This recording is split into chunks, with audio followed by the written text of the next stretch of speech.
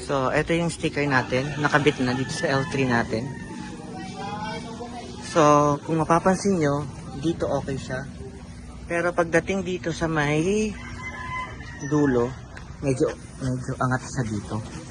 Yan. Ang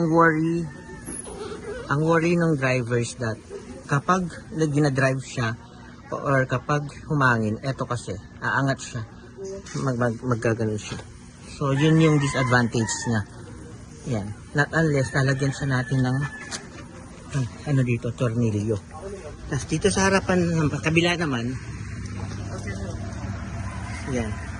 So, ganun yung mangyayari. Kapag konting hangin, nagiging ganun siya. So, dito rin kasi, may space siyang nakaangat. And then, kung mapapansin din natin dito sa dulo, ganyan siya. And, tinatry namin siyang idikit, pero hindi siya dumidikit. Even, iganyan namin siya.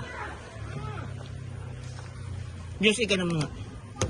Yan, hindi siya dumidikit dito. Kahit i-fold na namin.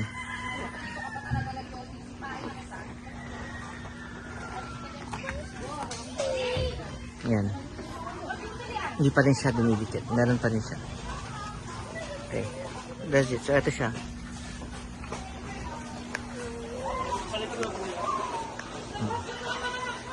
Yan. Kung mapapansin nyo dito, sa dulo, may space siya.